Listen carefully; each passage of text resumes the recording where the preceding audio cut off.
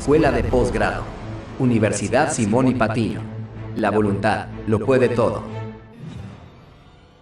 Bueno, buenas noches con todos, ¿qué tal? Vamos a responder preguntas al final. Vamos a hablar un poquito de análisis de riesgos ergonómicos y con inteligencia artificial, ¿de acuerdo?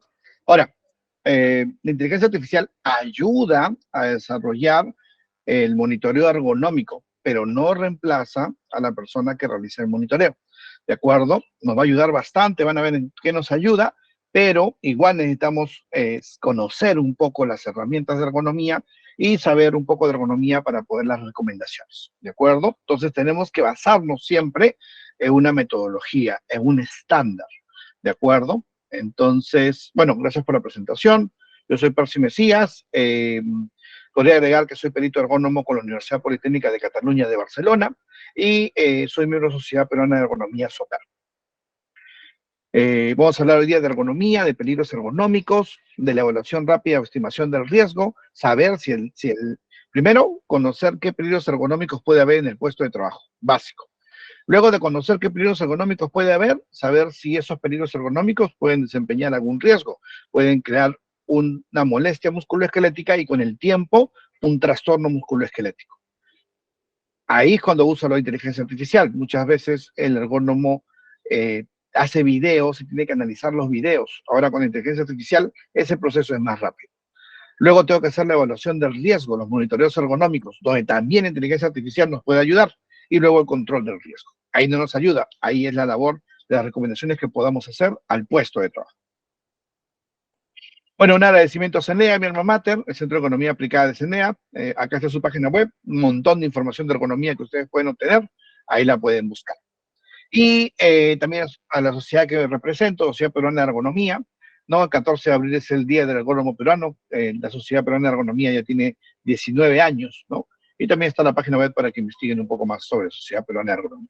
Al igualmente, existe ya la Sociedad Boliviana de Ergonomía, aquellas personas que les guste la ergonomía. Hay una sociedad también boliviana que está desde el 2021, se fundó en septiembre, por lo tanto ya va a cumplir 2 años. Vamos rápidamente con la definición, algunos conceptos básicos. ¿Qué es la ergonomía? Según la IEA, la Asociación Internacional de Ergonomía, nos dice que es una ciencia aplicada multidisciplinaria. ¿Por qué multidisciplinaria? Porque todos son bienvenidos en la ergonomía. Son bienvenidos los ingenieros, son bienvenidos los médicos, son bienvenidos los terapeutas, los fisioterapeutas, los diseñadores industriales, los psicólogos. Todos nos pueden ayudar, los nutricionistas, porque saben también de antropometría, todos nos pueden ayudar en hacer la ergonomía, ¿de acuerdo? ¿Y qué busca la ergonomía? La finalidad que tiene la ergonomía es que el trabajo, los sistemas, productos y ambientes se adapten a las capacidades y limitaciones físicas y mentales de la persona para optimizar su eficacia, seguridad y confort. Es decir, lo que busca la ergonomía es adaptar el puesto de trabajo al trabajador, y no viceversa, no que el trabajador se adapte, porque muchas veces el trabajador no se puede adaptar a ese puesto de trabajo, porque quizás por su talla, quizás por su peso, quizás por su capacidad física. Entonces lo que buscamos son adaptar esos puestos de trabajo, no solamente estos temas, sino también el aspecto psicológico, el entorno de trabajo, el ambiente, ¿no? Se adapte al trabajador. Y lo que se sabe de la ergonomía es que esta adaptación que haga la persona va a facilitar el lugar de trabajo, va a facilitar que la persona pueda desarrollarse dentro de su lugar de trabajo y por lo tanto va a aumentar su eficiencia, va a aumentar su productividad. Esto viene por default, pero lo que nosotros queremos en ergonomía siempre es disminuir accidentes de trabajo y enfermedad ocupacional, ¿no? Eso es lo que nosotros queremos siempre en lo que es prevención de riesgos. Entonces, la ergonomía es una ciencia aplicada que nos va a ayudar justamente a adaptar el trabajo al trabajador. Qué bonito, ¿no? Por eso los que hacemos ergonomía estamos contentos, ya que buscamos que los trabajadores se sientan con mayor bienestar en su puesto de trabajo, se sientan más a gusto, mejorando la seguridad, la salud. Y por eso es una actividad loable y queremos que siempre más gente se una a estudiar ergonomía. Y bueno, y la IEA, la Asociación Internacional de Ergonomía, porque es tan amplio, ¿no? Esto de adaptar, porque tú puedes adaptar el aspecto psicosocial, puedes adaptar el ambiente, puedes adaptar el puesto de trabajo ha separado la ergonomía en cuatro tipos, ¿no? La ergonomía física biomecánica, que es lo que vamos a estudiar o vamos a repasar el día de hoy, que tiene que ver con la carga física, todo el aspecto de antropometría, las dimensiones del ser humano, todo el aspecto del gasto metabólico, el cansancio cuando sudamos, cuando hacemos una actividad nos cansamos, y todo el aspecto biomecánico, el sistema hombre-máquina del ser humano, ¿no? Que hacemos palancas, fuerza, etcétera. Eso vamos a ver hoy día, pero también existen otros tipos de ergonomía, como la ergonomía ambiental, que tiene que ver con la carga ambiental, el confort lumínico, la iluminación, el confort acústico, el ruido, el confort térmico, ¿no? Que tiene que ver con la temperatura, la ergonomía cognitiva, que tiene que ver con la carga mental. Hay muchos puestos de trabajo que pueden parecer que en el aspecto biomecánico físico no tengan demasiada carga física, pero sí en la parte cognitiva. Imagínense un controlador aéreo, ¿no? Una persona que tiene que estar viendo todos los aviones que llegan al aeropuerto y tiene que estar direccionando esos aviones para que no se estrellen, ¿no? Esa es una carga mental importante. Y también, último, la ergonomía organizacional, que tiene que ver con el individuo, el ser en la empresa. Ahí tienen que ver los turnos de trabajo. Si, por ejemplo, la persona trabaja rotativo, el ritmo circulando de la persona, tiene que ver con la monotonía y repetitividad de la tarea, tiene que ver con dónde trabaja la persona. Quizás puede ser una persona que trabaja en seguridad privada, ¿no? Está trabajando en seguridad privada en una mina y está trabajando en una puerta de la mina donde no pasa nadie, ¿no? Entonces la persona llega para ejecutar su turno de trabajo, muchas veces 12 horas, y no ve a nadie en 12 horas, ¿no? Y luego de 12 horas tiene que vigilar, obviamente, para que no ingrese nadie, tiene que vigilar para quizás garantizar la seguridad de la zona, pero no conversa con nadie. Entonces, es este tema de cómo está la organización en los puestos de trabajo, lo ve la ergonomía organizacional. ¿Y por qué vemos nosotros la ergonomía física biomecánica? ¿Por qué estudiar primero la ergonomía física biomecánica y no ver la ergonomía ambiental, no ver la ergonomía cognitiva y no ver la ergonomía como organización, ¿no? Bueno, las otras ergonomías, tanto en la ambiental como en la cognitiva, lo vemos en el diplomado de seguridad y salud del trabajo. Pero la ergonomía física biomecánica es importante por el estudio de condiciones de trabajo de varios países. Por ejemplo, España, ¿no? España, este es el Estudio Nacional de Condiciones de Trabajo, han habido ya tres encuestas nacionales, 2005, 2010 y 2015. En el 2005 nos decían, por ejemplo, que en los puestos de trabajo, en el 64% de los puestos de trabajo, existía el peligro ergonómico de movimientos repetitivos de manos o brazos. Esto aumentó a 67% y en 2015 a 69%. No ha habido 2020 porque fue COVID, ¿no? Pandemia. Esperemos que hagan un estudio próximamente. En lo que es posturas forzadas o posiciones dolorosas o fatigantes, 48, 47 y 54. En lo que es manipulación manual de cargas, 40, 31, 37. En lo que es levantar o mover personas, lo que se llama MAPO, manipulación de pacientes, 12, 6, 11, ¿no? Ahora vemos que los movimientos repetitivos de manos o brazos, principalmente, ¿dónde están? En construcción. Luego están en agricultura. Luego están en comercio, hostelería y luego en industria. Ahora, los movimientos repetitivos en España, porque no hay minería, ¿no? Porque España no es un país minero, pero Perú, Bolivia son países mineros. Por lo tanto, nosotros tendríamos movimientos repetitivos, sobre todo en minería y luego en construcción. Ahora, posturas forzadas, principalmente en agricultura y construcción, ¿no? Y en salud. Bueno, la agricultura sí, tendríamos otras posturas forzadas, que son los puestos, he traído un par de casos para conocer, pero también tenemos posturas forzadas, minería, manipulación, de llevar o mover cargas pesadas. Acá hay dos peligros ergonómicos, ¿no? La manipulación manual de cargas y el transporte manual de cargas. Entonces vemos de que principalmente hay en construcción, luego sigue agricultura, luego comercio de hostelería y finalmente industria.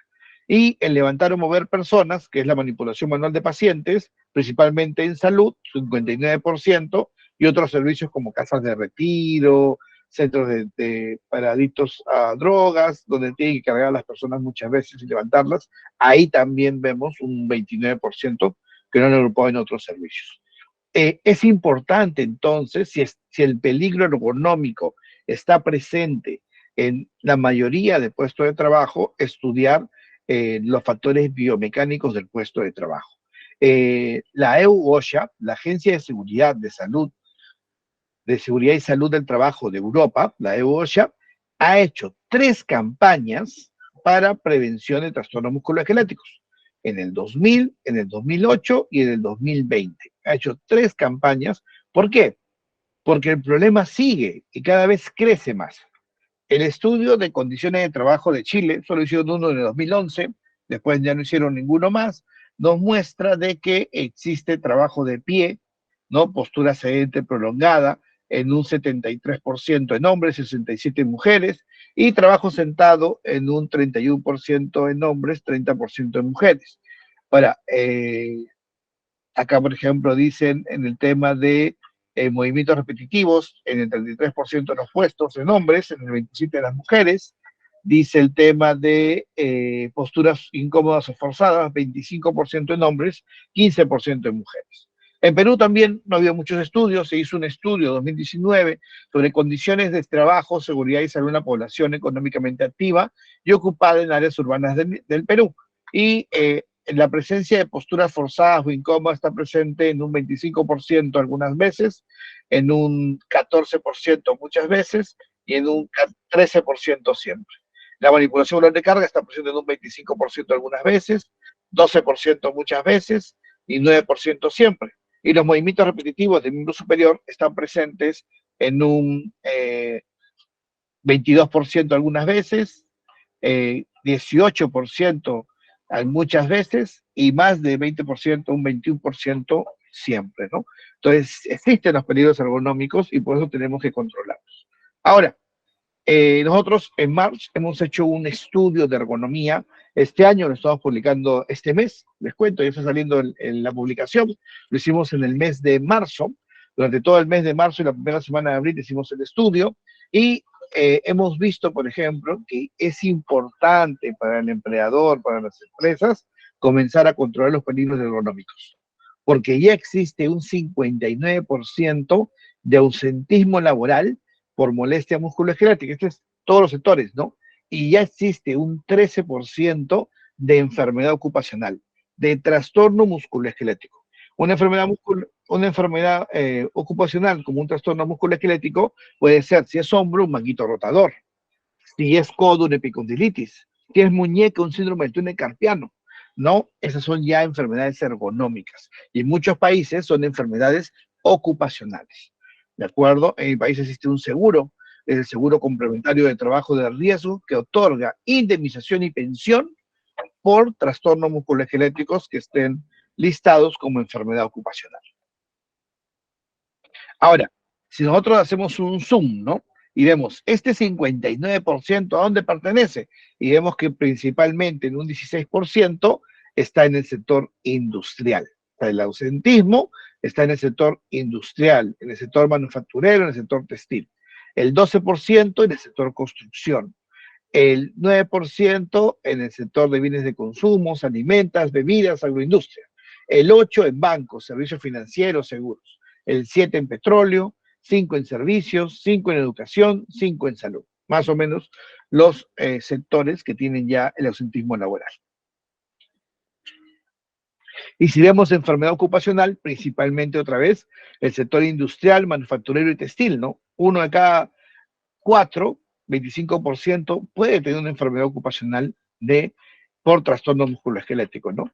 En petróleo energético 14%, en construcción 14%, en minería 11%, en servicios 7%, ¿no? Y ya en salud, en logística 4%, ¿no? Entonces vemos de que si bien es cierto, son pocos los sectores comparados con los que han tenido molestias, son pocos los sectores que han tenido enfermedad ocupacional, este se está manifestando ya en algunos sectores y este ratio está creciendo. Y lo que tengo que hacer en ergonomía, en la ergonomía física biomecánica, para comenzar a controlar, ¿de acuerdo?, estos peligros ergonómicos, es aplicar alguna normativa estandarizada para poder hacerle frente al tema ergonómico. Entonces, yo puedo escoger diferentes metodologías, pero la metodología que a mí me gusta y que enseño es la metodología de las normas ISO. ¿De acuerdo? Entonces acá vemos un ciclo de mejora continua de riesgos ergonómicos, porque la ergonomía es parte de una actividad dentro del sistema de gestión que tiene importancia de ser un capítulo independiente y que también tiene un PHBA, ¿no? Una mejora continua, planear, hacer, verificar y actuar. Entonces, lo primero que tengo que hacer en este ciclo de mejora continua de riesgos ergonómicos es la identificación de peligros y riesgos. Primero tengo que identificar en el puesto de trabajo qué peligros existen. Y una vez de identificar en el puesto de trabajo qué peligros existen, tengo que hacer una evaluación rápida, una estimación del riesgo, para poder saber si esos riesgos son aceptables, son críticos o están dentro del puesto de trabajo, ¿no? Entonces, recuerden de que el riesgo es la probabilidad de que ese peligro aparezca. Y esa probabilidad puede ser baja, por lo tanto podría no aparecer nunca. Entonces, tengo que hacer la identificación de peligros. ¿En qué norma me sirve para poder identificar el peligro? La ISO TR 12295 del 2014. Ya vamos a hablar un poco más de ellas. Luego de hacer la identificación de peligros, tengo que hacer la evaluación del riesgo. Acá en la evaluación del riesgo puedo aplicar el monitoreo ergonómico. Por ejemplo, si el peligro que tuvo es la manipulación manual de cargas, uso la ISO 11228-1. O también me sirve para el transporte manual de cargas. Y me dice que el método ergonómico que utiliza es el método NIOSH. Si uso la ISO 11228-2 es para el peligro de empuje y tracción de cargas. La ISO 11228-3 es para el peligro de trabajo repetitivo de miembro superior o de extremidad superior, como está escrito en la diapositiva. Y si es postura forzada, la ISO 11226 de posturas de trabajo. Luego de hacer la evaluación del riesgo, hago la priorización de intervención, hago los mapas de riesgos para saber qué puestos voy a hacer primero, luego el control y al final el seguimiento y control de riesgo, que es la vigilancia médica y los indicadores. ¿Dónde me ayuda la inteligencia artificial? En el 1 y en el 2. Vamos a ver cómo nos ayuda. Y vamos a hacer de varios ejemplos todo el ciclo de gestión de riesgo, para que vean hasta dónde se puede llegar con los puestos de trabajo y cómo podemos mejorarlos.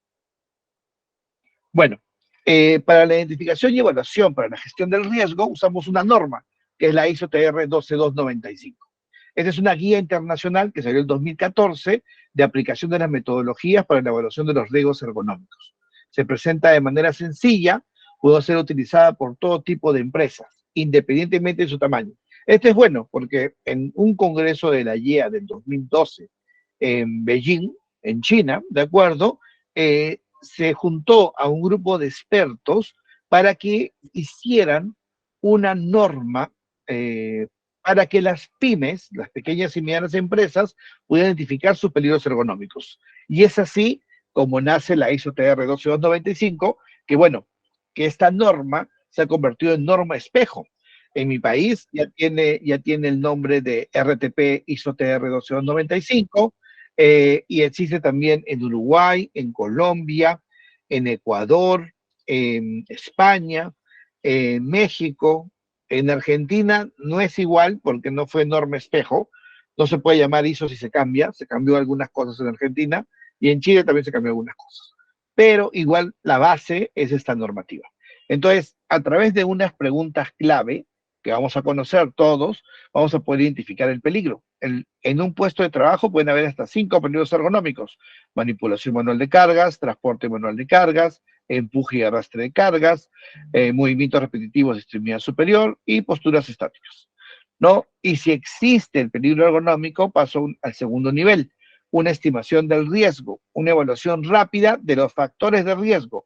¿Qué son los factores de riesgo? Lo vamos a conocer hoy día también, las características del peligro. Ahí me gusta llamarlo los peligritos del peligro, ¿de acuerdo? Y vamos a ver si cada uno de estos peligritos del peligro tienen en su riesgo, ese factor de riesgo, ese peligrito, tiene un riesgo aceptable, es decir, que no va a provocar ningún daño en un futuro, está presente, es decir, hay que evaluarlo para ver si crece, o es crítico, es decir, no hay que trabajar porque es crítico y puede provocar la enfermedad.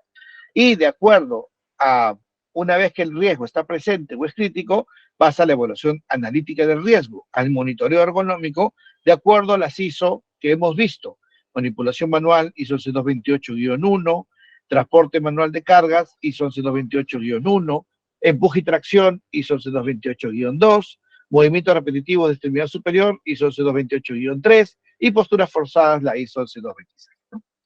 Listo. Entonces, este documento técnico, que es la ISO TR 12295, está desarrollado principalmente para ayudar a las personas en dos áreas. Ayudar a los profesionales a identificar situaciones en que se deben aplicar las normas de la serie ISO 11228 y la norma ISO 11226, es decir, proporciona la herramienta para identificación de peligros ergonómicos biomecánicos. Y les aseguro que las preguntas clave son sencillas y para todos. Es decir, no necesito haber estudiado ergonomía o tener un máster en ergonomía o un diplomado en ergonomía para conocer cuáles son estas preguntas llave y saber si existe el peligro ergonómico del puesto de trabajo. Todos podemos aprenderlas y es muy sencillo. Es más, ya con la experiencia y con la práctica, con el tiempo, ya puedes ver un puesto de trabajo y decir qué peligros ergonómicos tiene. Y también ofrece una guía técnica de evaluación rápida que se puede utilizar para estimación de riesgos de las distintas actividades dentro de una organización. No todos los puestos de trabajo tienen que ser monitoreados, tiene que hacerse la evaluación del riesgo, el monitoreo ergonómico. Hay algunos puestos que el riesgo es aceptable, por lo tanto, esta herramienta te permite saber en cuáles hacer el monitoreo y en cuáles no es necesario. Con esto es un documento que se sigue el ciclo de gestión de riesgos, haciendo de esta forma que la ergonomía se incorpore a este ciclo de gestión. Por último, con toda la aplicación de este instrumento, las empresas pueden diseñar un plan estratégico de larga data para la prevención de los trastornos musculoesqueléticos de origen laboral y un plan de actuación anual, los cuales le permitirán destinar los recursos en aquello que realmente es importante para la salud de los trabajadores y la productividad de la empresa. A partir del año del 15 de noviembre de 2021, en Perú se llama Norma Técnica Peruana RPT, Reporte Técnico Peruano, ISO TR 12295, 2021. Es decir, que ya esta ISO ya es Reporte Técnico Peruano. Ahora, esto se hace a través de INACAL. Yo sé de que esta norma ya está aprobada en Bolivia, aún no por la parte pública, sino por la parte privada, de acuerdo por la Asociación Boliviana de Ergonomía, ¿no? Entonces, esta norma está aprobada y también están haciendo la ISO 228-1, que es la manipulación manual de cargas, ¿no? Entonces, este documento se usa para la aplicación de las normas internacionales de manipulación manual, la serie de las ISOs 1, 2 y 3, y la evaluación de las posturas estáticas de trabajo, la ISO 11226, ¿no? La metodología para realizar un diagnóstico ergonómico ocupacional, conocer los peligros ergonómicos en el puesto de trabajo y realizar una estimación del riesgo para ver si es aceptable, está presente o es crítico. Y también, si el riesgo está presente o es crítico, permite conocer qué metodologías poder usar para poder realizar la evaluación del riesgo. Acá una referencia a la norma peruana, ¿no? Y está en español, las normas ISO, que ve, que regula, y acá están el método en español que hemos visto. Hay 5 peligros ergonómicos en cada puesto de trabajo: levantamiento, transporte manual de cargas, arrastre o empuje de cargas, empujar, jalar, dice, movimientos repetitivos de la extremidad superior y posturas estáticas de trabajo. Si son sí, me voy a los factores de riesgo y estos factores de riesgo me van a decir si son aceptables, si son tan presentes o son críticos. Si están presentes o son críticos, va a decir, la ISO me va a recomendar qué tipo de monitoreo ergonómico puedo hacer. Por ejemplo, el levantamiento manual de cargas o el transporte manual de cargas, que es la ISO 11228-1, me va a recomendar la ecuación de NIOSH. ¿De acuerdo? Si tengo, por ejemplo, empujar y jalar las cargas, me va a recomendar las tablas de Nock y Siriec. Si, por ejemplo, tengo los movimientos repetitivos de extremidad superior, me va a recomendar el método Okra o el Jobstein. Si tengo las posturas forzadas en la misma ISO 11226, hay un checklist de la norma para posturas forzadas, o si gusto puedo aplicar un REBA, ¿no?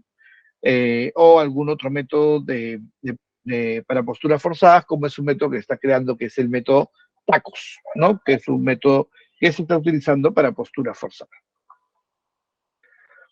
Y acá otra vez la metodología, entonces a través de la guía de esta ISO hago la identificación del peligro. Para esto tengo que conocer las preguntas clave. Si existe el peligro, hago la estimación del riesgo, que es la evaluación rápida, ¿no? Y si los factores de riesgo están presentes o son críticos, hago la evaluación del riesgo, que es la evaluación analítica del riesgo, es el monitoreo ergonómico. Y si existen factores de riesgo críticos, hago la reducción del riesgo, que es el rediseño del puesto de trabajo, ¿no? Y para el rediseño del puesto de trabajo tengo que hacer algunos planes para ver si este puesto de trabajo está bien, cuáles son los diferentes, cuál es el mejor plan será el que alinee costo-beneficio en la zona de producción y luego ya debería con eso hacer una ausencia del riesgo. Pero siempre que hago un rediseño, tengo que regresar a la estimación del riesgo para saber los factores de riesgo. Quizás lo que he pensado han disminuido, pero quizás alguno ha aumentado. Entonces, tiempo que tengo que, una vez hago siempre el rediseño del puesto de trabajo, tengo que regresar a estimación del riesgo y evaluación del riesgo para que sea no y ya sea una ausencia del riesgo. Rápidamente, en esta primera etapa, tengo que conocer qué es un peligro ergonómico. Entonces, estamos viendo que el peligro ergonómico es una condición relacionada con el esfuerzo físico, porque es ergonomía, que puede estar presente o no en un puesto de trabajo. Entonces, si hay un esfuerzo físico en el puesto de trabajo, si esta condición está presente, es que existe un peligro ergonómico. Ahora, si está presente, es posible que la persona trabajadora expuesta puede sufrir un daño musculoesquelético. Pero como hemos dicho, peligro no es sinónimo de riesgo. Puede ser que el riesgo asociado a ese peligro puede ser completamente aceptable. ¿De acuerdo? Entonces, primero es identificar los peligros, pero después es saber la probabilidad de que ese peligro aparezca. ¿Cuáles son los peligros ergonómicos que pueden estar presentes en el trabajo diario? Lo hemos dicho, ¿no? Levantamiento manual de cargas, transporte manual de cargas, empuje y arrastre de cargas, movimientos repetitivos de la extremidad superior y posturas y movimientos forzados. ¿Cuáles son las preguntas clave? Son muy sencillas. Por ejemplo, el levantamiento manual de cargas te preguntan, ¿el trabajador levanta una carga o levanta un objeto de al menos 3 kilos en su jornada laboral? ¿Sí o no? El trabajador, eh, este objeto que levanta, lo hace todas las jornadas laborales, ¿de acuerdo? Si la respuesta es sí, que levanta un objeto de 3 o más kilos y que siempre lo hace dentro de su jornada laboral y que y también puede ser que lo haga solo con un compañero, entonces existe el peligro de levantamiento manual de carga. Entonces, si la carga pesa 3 kilos y lo hago todas las jornadas laborales, todos los días, es una actividad rutinaria, entonces quiere decir que existe el peligro de levantamiento manual de cargas. Sencillo. Ahora, si esa carga que pesa 3 kilos y que he levantado y que levanto todos los días, la transporto, camino con la carga en las manos al menos 1 metro, existe el peligro de transporte manual de cargas. Listo. Ahora, si estoy empujando o jalando un carrito y este carrito tiene objetos considerados carga, estoy haciendo el peligro de empuje y arrastre de cargas o empuje y tracción de cargas. ¿De acuerdo? Puede ser un pato hidráulico, una estoca, un carrito, algo que tenga ruedas, ¿no? Y que jale y empuje. También puede ser, por ejemplo, en muchos contenedores en los aeropuertos, hay pisos con ruedas donde empujo los containers. También estoy haciendo el peligro de empuje y arrastre de cargas, o la actividad cuenta con el peligro, tiene el peligro de empuje y arrastre de cargas. Se complica un poco. Movimientos repetitivos de la extremidad superior. A ver, estos movimientos repetitivos, ¿cómo se dan? Cuando yo utilizo el miembro superior haciendo la misma actividad o los mismos gestos durante al menos 30 minutos de toda la jornada laboral, ¿no? Si, por ejemplo, estoy con mi computadora y hago un informe, hago un correo y estoy más de 30 minutos de toda la jornada laboral utilizando mis manos en el teclado, existe el peligro de movimientos repetitivos de la extremidad superior. Y posturas y movimientos forzados es cuando, por ejemplo, hay dos tipos de posturas forzadas. Las posturas forzadas estáticas, cuando permanezco más de 4 segundos de esa postura, que se llama forzada. Por ejemplo, una postura forzada es cuando el hombro está a la altura del codo, ¿no? Entonces, imaginen que tengo que hacer un trabajo y el trabajo que tengo que hacer es, tengo que usar una llave de tuercas y la tuerca está a la altura del del codo, ¿no? Entonces, ese trabajo es postura forzada. O que tengo que amasar una masa para hacer pan en la panadería y la mesa de trabajo es muy alta y tengo que amasar con las manos a la altura del hombro, ¿no? Y acá, porque acá está la mesa. Entonces, esas son posturas forzadas. Estática, si se queda en postura forzada 4 segundos a más, y es postura forzada estática. Y dinámica es cuando estoy haciendo una actividad, pero igual esa actividad dinámica que estoy haciendo lo hago en postura forzada. ¿De acuerdo? Y también durante 4 segundos del tiempo. Ahora, dentro de las posturas forzadas y movimientos forzados está la postura sedente prolongada, cuando yo trabajo 2 horas a más sin moverme, sentado del sitio de trabajo, sobre todo para administrativos. ¿Ah? Si estoy 2 horas o más sentado, postura sedente prolongada. Es causante de mayor molestia. Inclusive acentúa riesgos de lipidemia, como hipertensión, como diabetes, entre otros. Y el otro que es la bipedestación prolongada.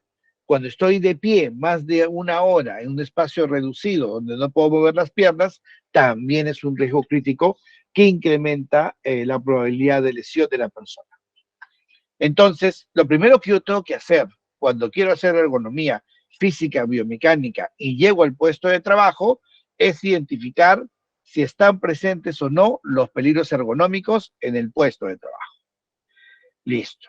Ahora, hicimos, como les decía, un estudio y preguntamos, ¿no? Realiza un diagnóstico ergonómico ocupacional, realiza una identificación de peligros en los puestos de trabajo para conocer qué peligros ergonómicos existen en el puesto de trabajo. Sí nos respondieron el 63% de las empresas, no nos respondieron el 37%. Entonces, y cuando preguntamos, desde el punto de vista de la ergonomía física o biomecánica, cuáles son los peligros ergonómicos más representativos en su empresa, nos dijeron, ¿no? Manipulación manual de cargas, un 82%, posturas forzadas, un 79%, movimientos repetitivos, un 76%, empuje y tracción de cargas, un 58%, y en último lugar, transporte manual de cargas en un 39%. Entonces, como pueden ver, los principales peligros más representativos eran manipulación manual de cargas y posturas forzadas. ¿De acuerdo? Justo los mismos que aparecen en los estudios de condiciones de trabajo de España, de Chile, de la Agencia de Seguridad de la EUOSHA. ¿Por qué? Porque en los puestos de trabajo aparecen estos peligros y tenemos que mejorarlos. Entonces, vamos a comenzar a ver puestos de trabajo, ¿no? Acá tengo un puesto de trabajo administrativo, ¿no? Entonces, ¿qué hace un ergónomo? Un ergónomo, todavía no estoy usando la inteligencia artificial, lo que hace un ergónomo cuando llega a hacer un monitoreo del puesto de trabajo es pedirle permiso a la persona para tomar un video, ¿no? Ya que ahí tenemos que analizar las posturas y tenemos que identificar qué hace la persona. Identificamos algunos datos de cómo se llama, identificamos cuánto dura su jornada laboral y su lista de actividades. Las actividades son labores administrativas, ingreso de datos. Y comienzo a hacer la identificación de peligros. La persona levanta una carga, un objeto de al menos 3 kilos durante la jornada laboral. No, levantamiento manual de cargas no existe.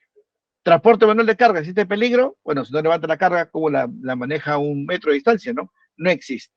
Empuje y arrastre de cargas, tampoco existe.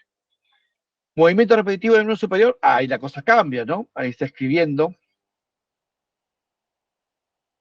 en un teclado, ¿no? Que tiene ahí debajo en su mesa. Está escribiendo un teclado independiente, ya ha levantado su pantalla, pero no está a la altura de sus ojos, pero la ha levantado. Posturas forzadas, vamos a ver.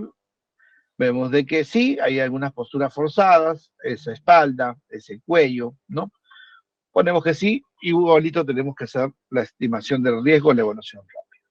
¿Dónde hay postura forzada? Bueno, un ergónomo vería de que cuando el cuello está 30 grados hacia adelante, 15 grados a un costado, existe postura forzada. Entonces, vamos a ir, cuando yo agarro este video antes de la inteligencia artificial, ¿no?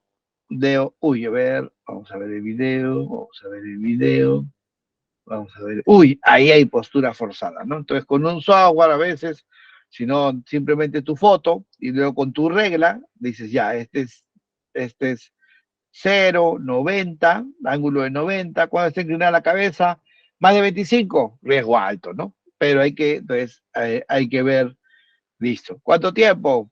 10 segundos, ¿no? Vamos a ver, 10 segundos, ¿no? Entonces, así poco a poco vas viendo, revisas qué posturas forzadas hay en el puesto de trabajo. Otros puestos de trabajo administrativos también, aquí he puesto las fotos, luego vamos a analizarlo. Tengo acá un puesto de trabajo con laptop, no tiene teclado independiente, ¿no? Labores administrativas, ingreso de datos, levantamiento manual de cargas no existe, transporte manual de cargas no existe, empuje y arrastre de cargas no existe, movimiento repetitivo de miembro superior sí, y postura forzada sí, ¿no? Acá, por ejemplo, tengo una persona con laptop, acá tengo una persona que está con doble pantalla, ¿no? Pero si tiene doble pantalla y está escribiendo con teclado independiente, pero dobla todo su cuello para ver esta pantalla, ¿no? Ahí lo vamos a analizar. Tengo un estibador de aforo, este trabajador trabaja en un muelle, en un puerto, tiene que retirar el contenido del contenedor, tiene que revisar el contenido del contenedor, tiene que guardar el contenido en las cajas y tiene que guardar las cajas en el contenedor, ¿no? Entonces, ¿qué hace? La estiva y desestiva de contenedores, el desglosado y encajado, ¿no? Estas cajas pesarán más de 3 kilos, ¿las tiene que levantar? Sí, tiene peligro de levantamiento manual de cargas. ¿Estas cajas tienen que transportarlas más de 1 metro? Sí, tiene el peligro de transporte manual de cargas. ¿Hay algún carrito que empuja, que jala con carga? No hay ninguno. No tiene el peligro de empuje y tracción manual de cargas. Hace actividades con las manos o con los mismos gestos, las mismas formas de las manos, al menos 30 minutos al día, sí, porque saca objetos, los guarda, mete objetos en otro lado, etcétera, ¿no? Saca, mete, etcétera. Entonces sí existen los movimientos repetitivos. ¿Tiene postura forzada? Mira, acá está en postura forzada. Mira esa espalda, ¿no? Obviamente sí hay algunas normas de postura forzada que vamos a ir conociendo, pero y que tenemos que saber ya para diferenciar. Pero esa forma de la espalda es postura forzada. ¿Cuál es la forma correcta? Que la espalda esté siempre recta, ¿no? Entonces, ¿qué tengo que hacer? Doblar las rodillas, ¿no? Entonces acá vemos varias posturas forzadas que sí. Listo. Otro puesto de trabajo, tenemos un operario, vamos viendo los videos para que después ustedes ya después los analicemos. Tenemos un operario, ¿no? Que trabaja en un almacén y su lista de actividades es la colocación de baldes en parihuela y el traslado de baldes con parihuela, ¿no? Está colocando los baldes en la parihuela. Entonces, ¿hay levantamiento manual de cargas? Bueno, ese balde pesa más de 3 kilos, de hecho.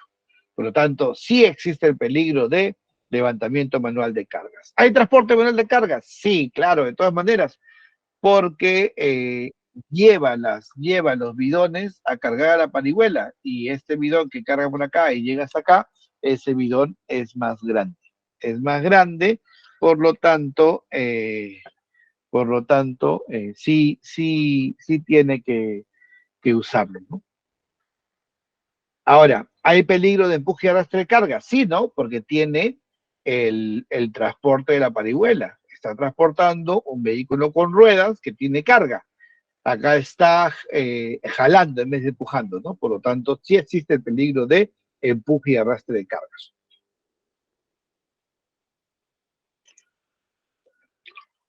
¿Tiene el peligro de movimientos repetitivos de miembro superior?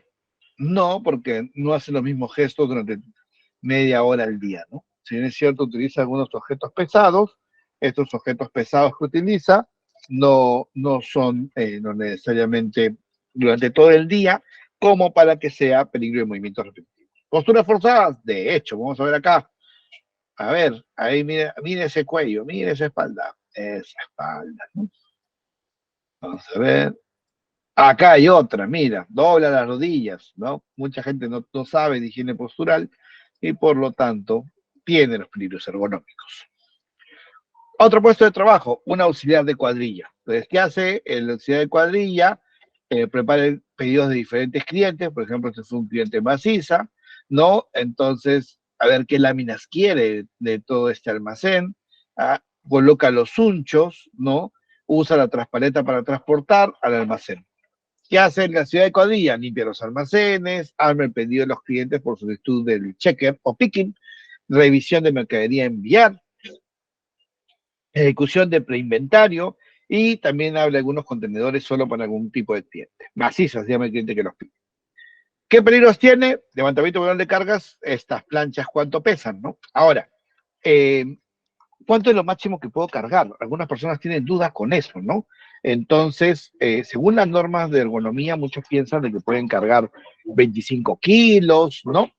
Según la última actualización de la ISO 11228-1, ya no hay un peso máximo que pueden cargar todas las personas, sino ahora se hace por rango de edad. Es decir, las personas de 18 a 20 años máximo pueden cargar 20 kilos. Y las personas de 20 a 40 años máximo pueden cargar 25 kilos. Y las personas de 40 a 45 años máximo pueden cargar 20 kilos de nuevo. ¿De acuerdo? Ahora, no dice las personas de 45 años a más. ¿Por qué? Porque debemos evitar que esas personas carguen peso, porque podría haber una lesión. ¿De acuerdo? Ahora, entonces, perfecto. Si el saco de cemento pesa 50 kilos, entonces pongo a 2 operarios para que lo carguen. No, porque esta norma, si bien es cierto, no existe ninguna normativa país donde dice cuál es el factor de corrección cuando dos personas cargan un peso, en esta norma, en la ISO 11228-1, actualización 2019, sale que el factor de corrección es 0.85. Entonces, ¿qué quiere decir? Que si dos personas están cargando 50 kilos, entonces máximo pueden cargar estas dos personas juntas 21.25 kilos. O sea, máximo pueden cargar ¿cuánto? 42,50. ¿De acuerdo? Dos personas máximo pueden cargar 42,50. En algunos países la bolsa de cemento justo pesa 42,50. Eh, Idealmente lo podrían cargar entre dos personas una bolsa de cemento. He visto gente de construcción que lleva 2 a 3 bolsas en el hombro. Imposible. Lesiona la espalda. Ahora, obviamente una enfermedad ocupacional no aparece de noche a la mañana, ¿no? Primero aparece la molestia, es una continuidad del sitio de trabajo y esa continuidad en el tiempo hace que se genere la enfermedad ocupacional. Entonces, si yo quiero cargar 50 kilos, voy a tener que cargar entre 3, ¿de acuerdo? Entonces, 50 kilos entre 3, ¿no? Me da que cada uno carga aproximadamente 14 kilos, ¿no? Y es lo ideal para poder cargar un peso de 50 kilos. Entonces, por 0.85 hay que hacer ese factor de corrección. O acá tengo otro puesto de trabajo, un operario de carretillas. ¿Qué tiene que hacer? Tiene que armar su carretilla con su bebida gaseosa, ¿no? Tiene que transportar la carretilla y tiene que hacer la distribución de bebidas. ¿De acuerdo? Entonces acá arma sus carretillas y se lleva sus carretillas a los lugares a las bodeguitas, pues no, entregar sus gaseosas. ¿De acuerdo? ¿Qué peligros tiene? Levantamiento de una de cargas, claro, tiene que levantar estas cajas que tienen 12 botellas de 1,5 litros, 2,25 litros, ¿no? Acá pesa más de 3 kilos, de hecho. ¿Transporte de una de carga? Sí, porque va llevando de las rumas a su carrito, tiene que llevar las bebidas gaseosas, por lo tanto camina más de 1 metro. Y también hace transporte de una de cargas cuando deja las bodeguitas, ¿no? Porque tiene que cargarlas de nuevo para dejar en la bodega. Empuje y arrastre carga, sí, está usando un carrito, mira, acá tiene las rueditas y está empujando. Movimiento repetitivo de nivel superior, sí, cuando arma las carretillas y cuando la desarma. Hay un movimiento de más de 30 minutos al día donde está armando la carretilla con los brazos. Por lo tanto, existe movimientos repetitivos de nivel superior. Y existen las posturas forzadas. Acá tenemos otra persona, un operador de grúa, ¿no? Que tiene que hacer traslado de contenedores. Se sube a un stoker, a una máquina gigante, ¿no? Que está ubicada a unos 35 metros del suelo, y en esa posición, ¿de acuerdo? En esa posición tiene que levantar el contenedor. Entonces ahí vemos, por ejemplo, que el levantamiento manual de cargas lo tiene, ¿no? Porque no carga 3 kilos de peso, ¿no? Transporte manual de cargas tampoco, ¿no? Porque no la transporta. Empuje y arrastre de cargas, no. Movimiento repetitivo de nivel superior, sí, porque tiene esos controles donde tiene que activar, así como un joystick, ¿no? Como un juego, tiene que usar todo el día para agarrar el contenedor, chaparlo y llevarlo de un lado a otro. Y postura forzada, estamos viendo, miren, acá tendría yo que hacer pausa, hacer pausa un momento para ver para ver esa postura forzada, miren, ahí está. Ahí está la postura forzada, ¿no? Entonces ahí veo cuánto es el ángulo, cuánto tiempo está en postura forzada el tiempo, y eso en un monitoreo ergonómico normal se hace. Una enfermera, ¿no? La enfermera sacando sangre, la toma de muestras de sangre en la enfermera, ¿no? ¿Qué peligros tiene? ¿Levantamiento manual de cargas? No, porque no cargas no es más de 3 kilos, ¿no? Una agujita no pesa más de 3 kilos.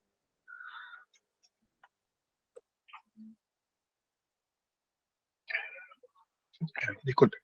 Transporte manual de cargas. No, porque si no levantan, no transportan. Empuje y arrastre cargas, no, porque no empuja ningún carrito, nada. Movimiento repetido del uno superior, sí, claro.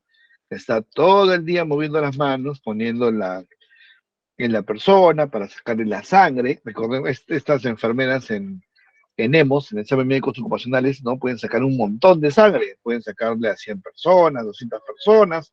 Entonces, sí hay movimiento repetido en un superior. Postura forzada, sí, hay varias posturas.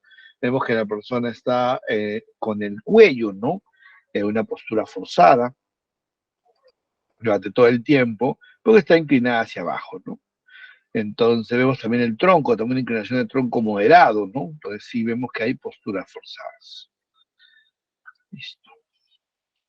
Ahora, de todos estos ejemplos, porque he visto bastantes tipos, ¿sabes? Hemos visto administrativos, hemos visto operativos. Ahora, estos peligros que hemos encontrado, ¿pueden generar trastornos musculoesqueléticos? Es decir, pueden, de una vez que encontré el peligro, puede crearse ya el manguito rotador, la epicondilitis, el síndrome de túnel carpiano, la enfermedad de Kervine, entre otros. No, es necesario evaluar el riesgo asociado, considerando todos los factores de riesgo que pueden incidir en ese puesto de trabajo. Entonces, en un puesto de trabajo pueden estar presentes todos los peligros, algunos o ninguno, y por lo tanto, cada peligro presente debe evaluarse de manera específica mediante la normativa vigente y los métodos adecuados. ¿Y cómo hacemos esta evaluación? Primero hacemos la estimación rápida o la evaluación rápida.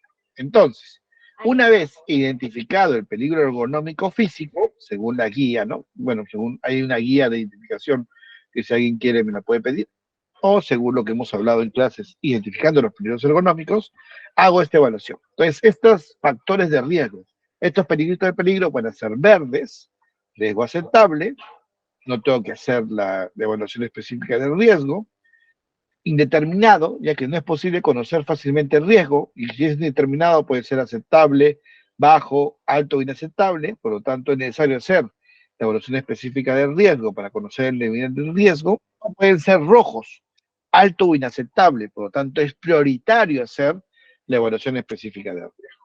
¿De acuerdo?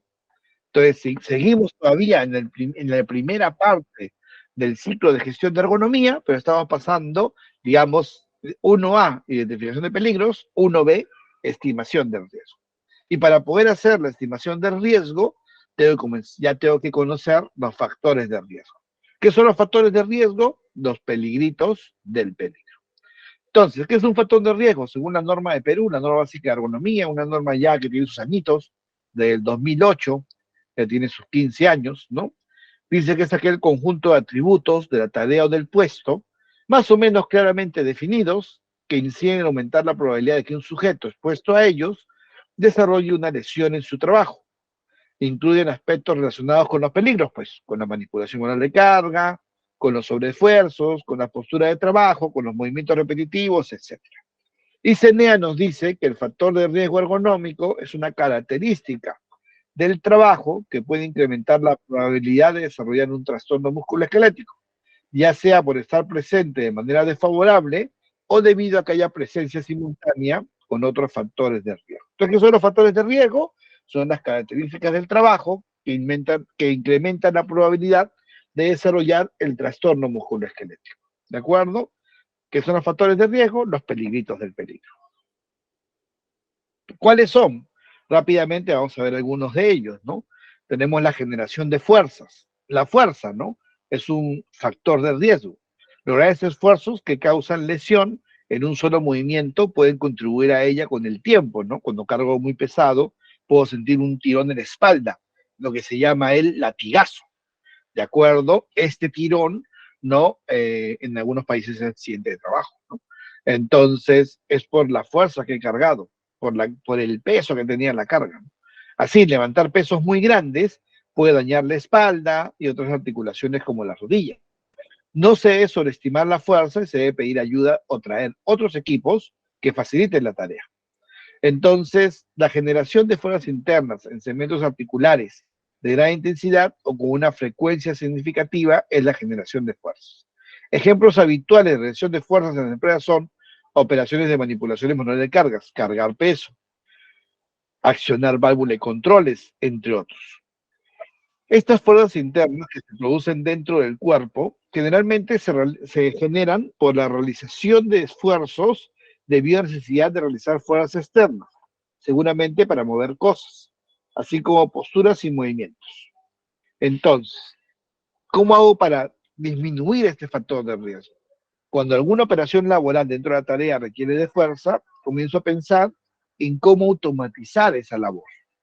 O si es posible, facilitar o buscar una herramienta que contribuya a realizar menos fuerza para obtener el resultado esperado. Entonces, el factor de riesgo número uno, la fuerza, la generación de fuerza. Otro factor de riesgo, la alta frecuencia de movimientos, ¿de acuerdo? Que es por la repetición. Hay muchas tareas en los puestos de trabajo repetitivas y estas tareas pueden producir también lesiones ergonómicas. Por ejemplo, hacer la misma tarea todo el día y sin pausas, ¿no? Puede afectar las articulaciones, músculos, tendones, entre otros, ¿no? Por ejemplo, imagínense una persona que trabaja en el mercado avícola y su labor es colgar pollos. Entonces, todo el día agarra el pollo y lo cuelga, agarra el pollo y lo cuelga, agarra el pollo y lo cuelga. El ciclo de trabajo, que vamos a ir familiarizándonos con algunos términos ergonómicos, es muy rápido, ¿no?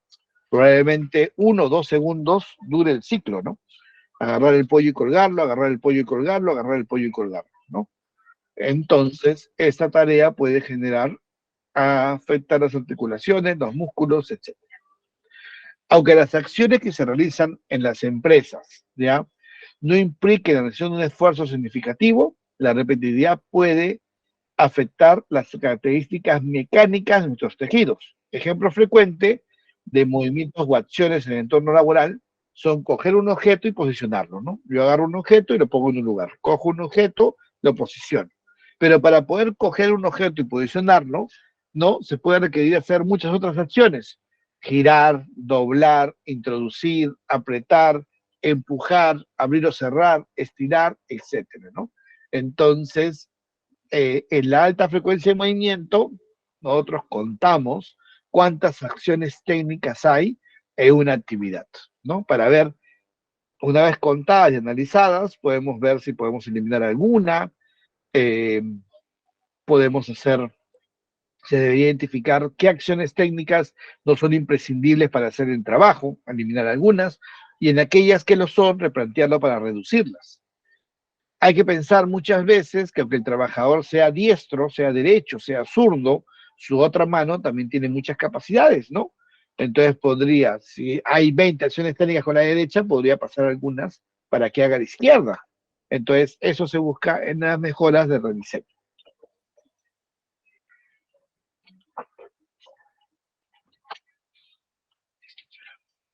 Otro tema también importante es la duración larga de la exposición.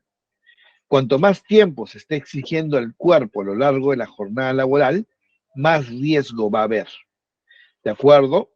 Entonces, si yo trabajo durante toda la jornada laboral haciendo manipulación de cargas, voy a tener más riesgo que trabajar a media jornada, ya que a media jornada los riesgos ergonómicos se reducen, porque se reduce el tiempo de exposición. Tiempos de exposición de 12 horas o jornadas de 12 horas son riesgos altos, ¿de acuerdo? Si yo tengo un puesto de trabajo expuesto a 12 horas y veo que en ese puesto de trabajo existe peligro ergonómico, esos puestos de trabajo van a estar con el riesgo alto. Pero también en algunos puestos de trabajo tiene buen resultado capacitar al personal para realizar tareas administrativas en parte de su jornada laboral. De esta forma, la duración de las tareas con exigencia física se va a reducir.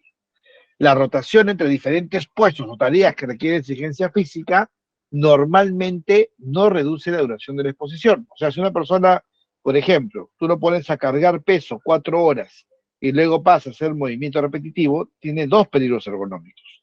No se reduce mucho la exposición, de acuerdo, del cuerpo ante el peligro ergonómico. ¿Ya? Porque la duración de la exposición de esos dos peligros siguen siendo 8 horas. En cambio, si alterno tareas, por ejemplo, que requieren manipular manualmente cargas, con otras que no lo precisan y además no exigen la espalda, se habrá reducido la duración de la exposición a manipulación manual de cargas sobre exigencia de la espalda, ¿no? En todo caso, como les decía, exposiciones de más de 8 horas al día se deben de evitar siempre.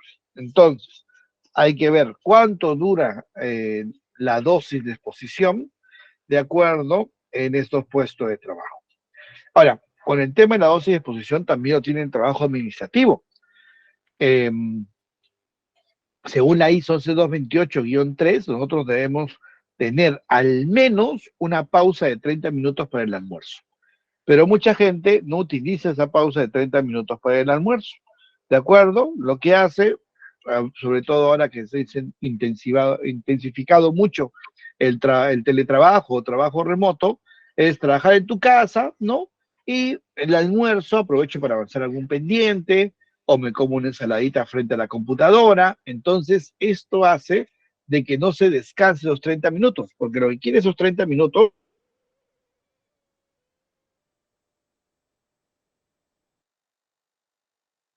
por lo tanto, la carga física disminuye y también disminuye la carga mental, porque no estoy pensando en el trabajo, estoy más distendido, conversando, viendo un video, etcétera, ¿no?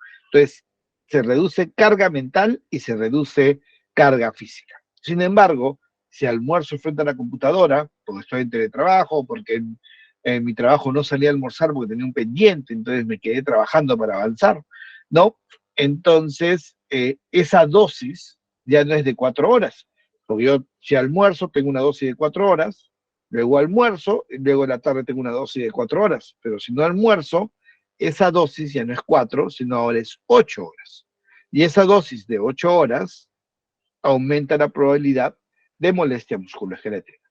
Por lo tanto, ¿qué tienen que hacer todos ustedes? Almorzar. Ya saben, a partir de mañana siempre almuercen por lo menos 30 minutos para disminuir su carga física. La ausencia de periodos de recuperación también.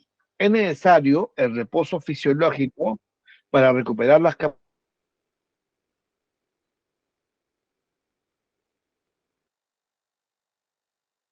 Esta recuperación se va a incrementar el riesgo. La ISO 11228-3, ¿no? Nos dice que un periodo de recuperación, cuando se está expuesto a una sobrecarga biomecánica de la extremidad superior, debe ser una pausa con una duración de al menos 8 minutos por hora. Cada hora debería tener 8 minutos de descanso, pero estos 8 minutos no necesariamente tiene que ser de que la persona no esté haciendo nada. Pueden ser también periodos de tiempo de espera o de actividad durante el trabajo. Pero ¿qué hacen muchas empresas en estos periodos de espera o de actividad? Hacen su pausa activa.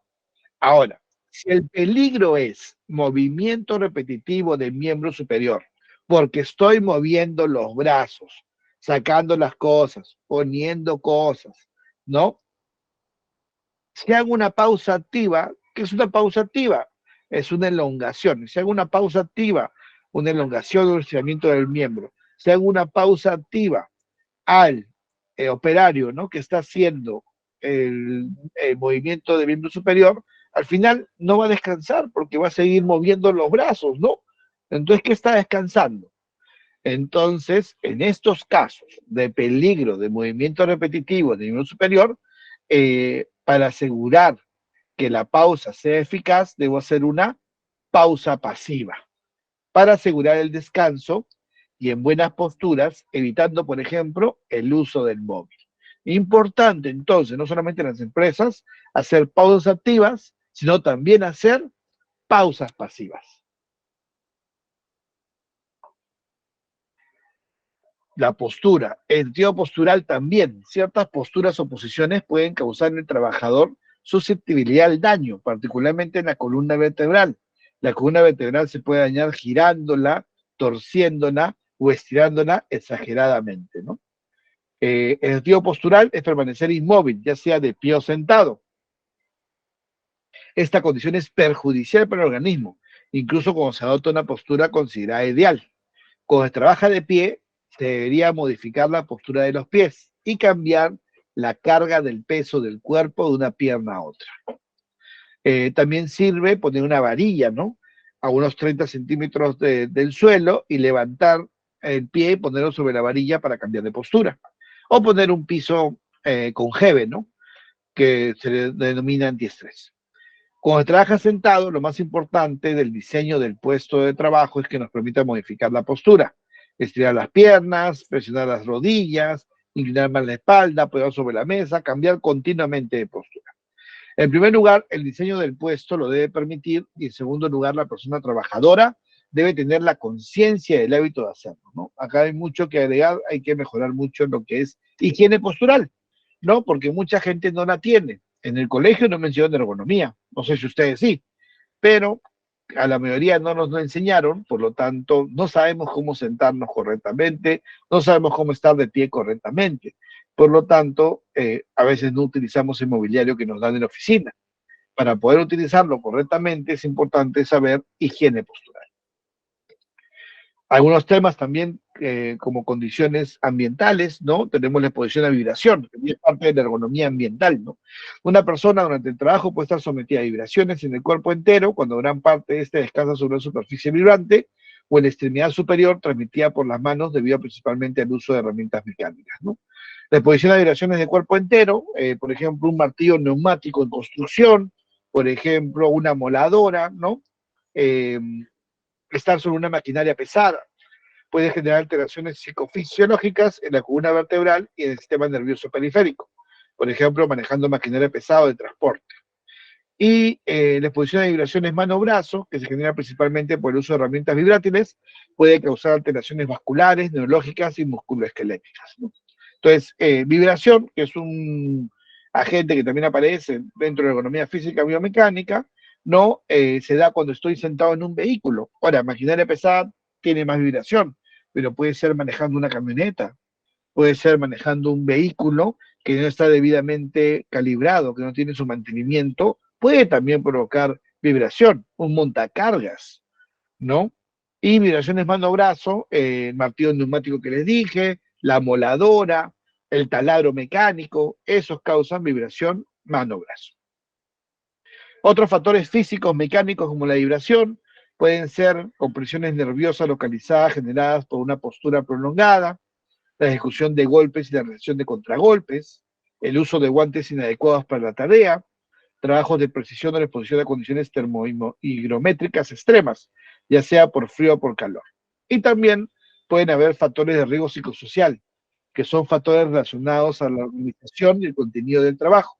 Aunque son muchos los factores de tipo psicosocial, cuando la exigencia física es significativa, los principales a considerar son la incapacidad de la persona para regular su ritmo de trabajo, ¿no? Es decir, estoy al ritmo de la máquina, junto con políticas de gran incentivo en función de la producción. Ahora, hemos analizado cuáles son los factores de riesgo más característicos en los puestos de trabajo de las empresas y hemos encontrado en un 58% la fuerza sobre esfuerzo, en un 52% la alta frecuencia de movimientos, en un 48% la bipedestación prolongada, estar de pie, en un 39% factores físicos y mecánicos, en un 33% la duración larga en exposición, jornada hasta 12 horas, en un 30% ausencia de periodos de recuperación, en un 27% sedentación prolongada, la gente todo el día sentada, en un 24% factores de riesgo psicosocial, en un 12% exposición a vibraciones y 3 otros. Entonces vemos de que existen esos factores de riesgo en la empresa. Y acá viene lo que aplicamos, ¿no? La inteligencia artificial aplicada a la empresa y ergonomía, justamente para hacer esta estimación del riesgo y esta evaluación. La inteligencia artificial aplicada a la empresa está transformando la manera en que las empresas abordan los desafíos en el lugar de trabajo. Uno de los ámbitos en los que la IEA está teniendo un impacto significativo es en la detección de riesgos ergonómicos. La ergonometría es una disciplina que se enfoca en la relación entre el trabajo y la salud de los empleados. Con la capacidad de la IEA para analizar grandes cantidades de datos, las empresas pueden detectar y prevenir los riesgos ergonómicos antes de que causen lesiones a sus empleados. La implementación de inteligencia artificial en el trabajo para la evaluación de riesgos ergonómicos ofrece una solución objetiva, precisa y eficiente para mejorar la salud y seguridad de los empleados en el lugar de trabajo. ¿Cuáles son las ventajas de la inteligencia artificial? Precisión. La IEA aplicada a la empresa puede realizar una evaluación de riesgos ergonómicos con una precisión mucho mayor que la evaluación humana. Claro, yo puedo ver un video y en el video ponerle pausa y poner cuánto ha sido el ángulo para saber si existe postura forzada o no. La guía cuando ve un segundo de video está haciendo 30 fotos a la figura. Entonces hay mayor precisión que la del ojo de un ergónomo. Eficiencia. Puede evaluar una gran cantidad de información en poco tiempo, lo que permite a las empresas ahorrar tiempo y recursos. Un video de 2 minutos, la guía me lo revisa en más o menos unos 3 a 4 minutos. Un video de 5 minutos me lo revisa en 4 a 5 minutos. Un video de 10 minutos me lo revisa en 4 a 5 minutos. Un video de 30 minutos me lo revisa en 4 a 5 minutos, ¿de acuerdo? Mientras que un video de 2 minutos yo me demoro en revisarlo unos 15 minutos.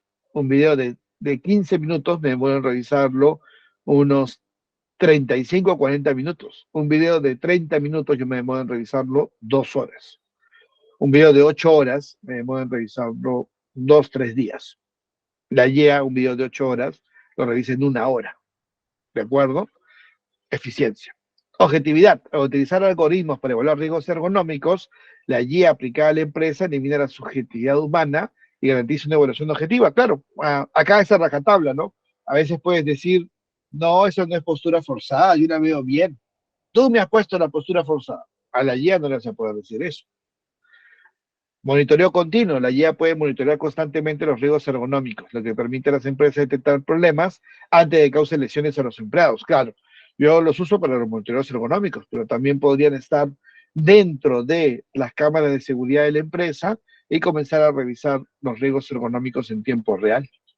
Y mejorar la productividad, a reducir los riesgos ergonómicos, la guía en el trabajo puede ayudar a mejorar la salud y el bienestar de los trabajadores, aumentando la eficiencia, ¿no? Lo que a su vez puede mejorar su productividad y satisfacción en el trabajo.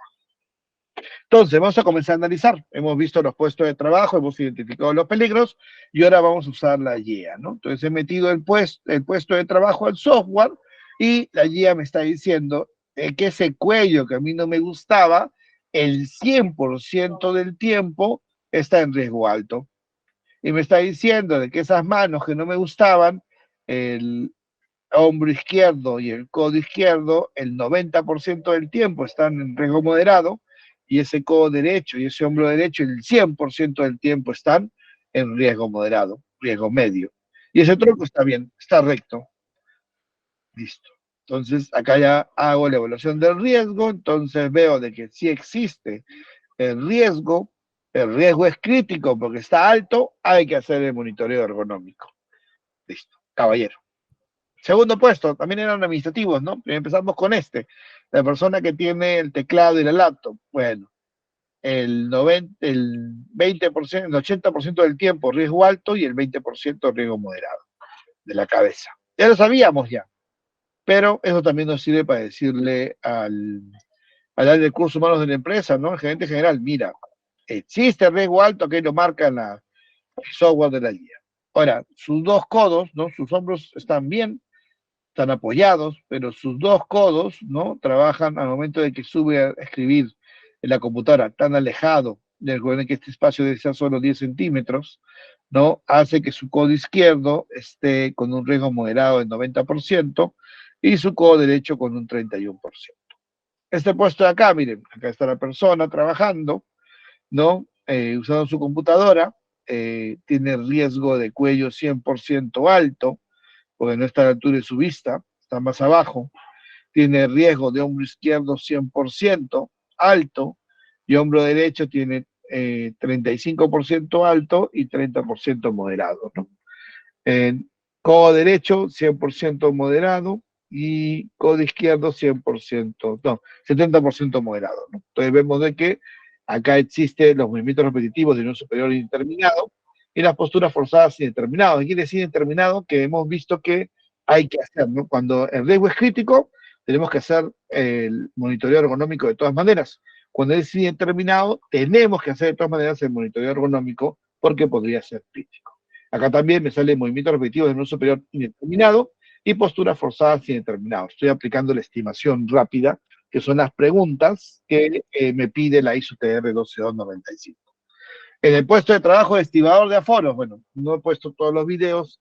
Acá, por ejemplo, uno de los vicios de la inteligencia artificial, que si yo en la inteligencia artificial le pongo varias personas, la inteligencia artificial puede saltar de una a otra, ¿no? Pero para hacer una estimación del riesgo no hay problema, ya que es el mismo puesto de trabajo. El riesgo de levantamiento manual de cargas me sale de puesto crítico. Es decir, tengo que hacer una manipulación manual de cargas porque me sale crítico. El transporte manual de cargas indeterminado, los movimientos repetitivos de uno superior me salen críticos y las posturas forzadas indeterminadas. Y en las posturas forzadas indeterminadas veo temas de tronco. Primera vez que ustedes ven un color morado, se los presento. Clase, riesgo muy alto la clase, ¿no? Ya en trabajadores operativos vamos a comenzar a ver riesgos morados, riesgos muy altos, ¿no? Acá el 10% del tiempo riesgo muy alto, el 32% riesgo alto en tronco, el 29% riesgo moderado, acá en cuello casi 40% riesgo alto, ¿no? Y en los hombros, tanto izquierdo o derecho, también porcentajes de alto y moderado. Tengo el trabajador que realizaba el operario que estaba viendo el tema de los tanques, ¿no? Levantamiento manual de cargas crítico, transporte manual de cargas indeterminado y postura forzada indeterminado, pero vemos acá no estaba cargando bien, ¿no? Tronco un 56% del tiempo, el riesgo es alto, ¿no? En el tronco, cuello y hombros, ¿no? Acá lo ven. Entonces hay que analizar el riesgo. La exposición media del puesto de trabajo es alta, ¿no? Y hay que analizar el puesto de trabajo haciendo el monitoreo ergonómico. En el otro trabajo que hace la persona, que es el jalar, vemos que el empuje y arrastre de cargas también es crítico por la cantidad de peso que jala. Y vemos que en cuello un 75% de riesgo es alto, un 25% moderado, los dos codos son 100% moderados. En la auxiliar de cuadrillas, también, ¿no? Acá vemos que hay un vicio porque hay tres personas, perdón la foto, pero la auxiliar de cuadrillas también tiene levantamiento manual de cargas crítico, el transporte manual de cargas indeterminado, el empuje y arrastre de cargas crítico, los movimientos repetitivos del miembro superior indeterminado y las posturas forzadas críticas, ¿no? Obviamente que al igual que hay preguntas llave para hacer la identificación de peligros, también hay preguntas llave para hacer la estimación del riesgo, ¿no? Sino que estas preguntas ya son un poco más largas, ¿no? Por ejemplo, en levantamiento manual de cargas, tengo que comenzar a conocer cuáles son sus factores de riesgo. La distancia de desplazamiento vertical, la distancia horizontal, el peso de la carga, ¿no? Si hay ángulo de asimetría, etcétera, ¿no? Entonces, por eso se va viendo cada uno de estos factores de riesgo y salen si son críticos o no. Acá en el puesto de trabajo hay que hacer un monitoreo ergonómico por levantamiento y por empuje.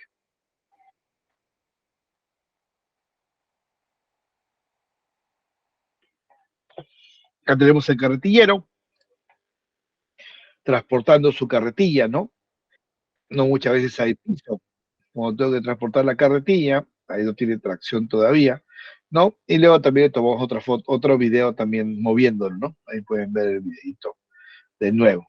Entonces, el levantamiento manual de cargas es crítico, en transporte manual de cargas indeterminado, en empuje y arrastre de cargas es crítico, en movimientos repetitivos de no superior crítico y en posturas forzadas indeterminadas. El trabajador de grúa, acá lo tenemos, miren esa postura forzada. En determinado sale pero es crítico, 81% de riesgo alto en lo que es cuello, ¿no? Y también aparece algo de hombro derecho y algo de tronco. Pero lo principal acá es el cuello. Y también hay un movimiento repetitivo de virus superior crítico, ¿no? Y la enfermera, vamos a ver analizada, tiene cuello crítico, riesgo alto, ¿no? En un 95%, tronco en un 74%, hombro izquierdo, ¿no? Porque su hombro izquierdo siempre lo tiene para agarrar a la persona un poco más alto, y el hombro derecho, sin embargo, tiene un 20% de riesgo alto. Vemos que movimientos repetitivos de nivel superior crítico y posturas forzadas indeterminadas. Vamos a terminar de ver el videito para que lo vean bien. Y cómo se usa la inteligencia artificial, ¿no? Este es el mismo video que ustedes han visto, yo lo subo a la inteligencia artificial, y la inteligencia artificial me bota estos resultados. Entonces, ahorita les voy a decir algo más que me bota, pero entonces yo puedo saber ya eh, qué puestos de trabajo son críticos o no, ya que tengo el tiempo, ¿no? La duración de la molestia del riesgo por el segmento, ¿no? Y el porcentaje de tiempo que está alto. Esto yo no lo puedo hacer haciendo un monitoreo ergonómico. Yo saco que el riesgo es alto cuando paro el video, ¿no? Ahí paro el video, digo, mira este cuellito, es riesgo alto, ¿no? Espalda también. Y te puedo sacar el ángulo y puedo determinar que es alto. Pero no voy a estar haciéndolo segundo por segundo de todo el ciclo de trabajo para saber qué porcentaje es. Eso nunca lo he hecho, pero eso me lo da la inteligencia artificial.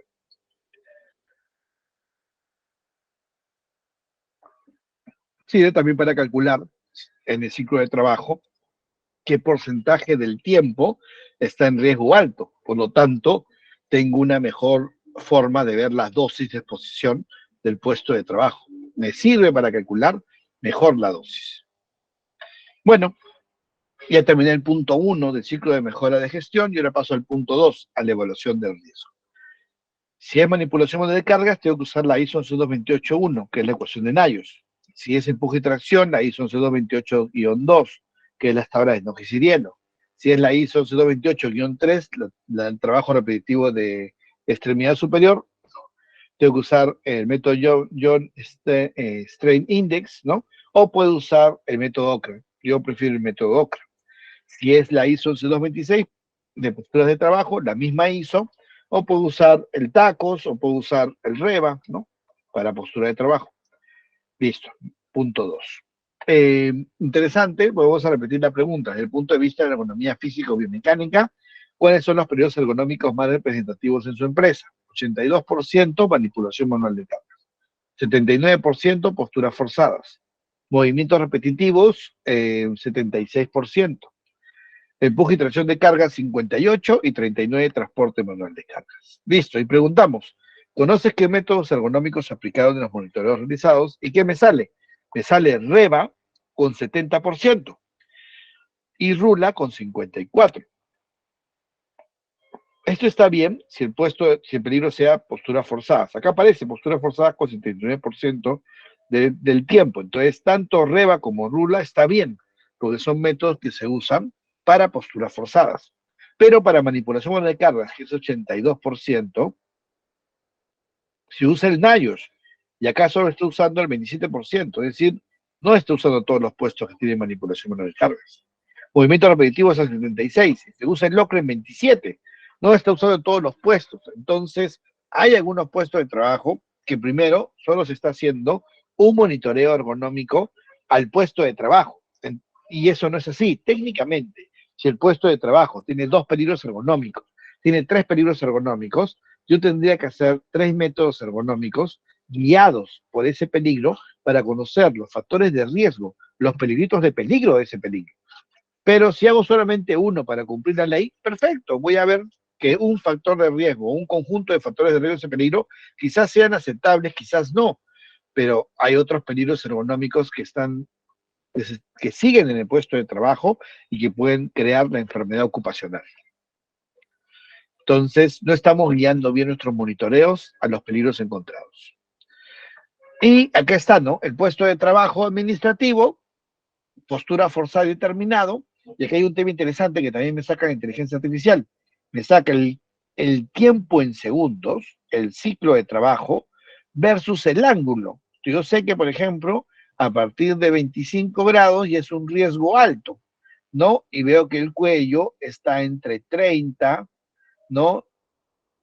Llega a 40 por acá y está, entonces está 3 segundos del tiempo en 40 grados, ¿de acuerdo? Eso también me sirve. El hecho de conocer el ciclo de trabajo, los ángulos, también me sirven para algunas mejoras, ya que puede ser que la postura forzada esté al inicio y luego esté bien. Entonces, tengo que hacer higiene postural o mejorar la condición de trabajo. En este caso, mejorar la condición. Esa pantalla tiene que estar a la altura de la vista para que la persona no baje la cabeza. Y la inteligencia artificial me bota el REBA. Ahora, estoy haciendo un trabajo de investigación, un paper, espero sacarlo para septiembre de este año, no septiembre, octubre, en donde estoy haciendo el monitoreo de REBA de manera manual, como siempre se ha hecho, y viendo los resultados que me bota la inteligencia artificial. Hasta el momento, unos 30 monitoreos que ya he revisado, el porcentaje de eficiencia es de un 92%. ¿De acuerdo? Sirve. Y acá tenemos un REBA que me bota que el riesgo es alto, no muy alto, un 8. Entonces ya no tengo ni siquiera que hacer buscar la tabla A con la tabla B para relacionar y para ver si el riesgo es bajo, medio o alto. Ya de frente lo bota la inteligencia artificial. Que gane el ergónomo más tiempo para pensar en la solución del problema.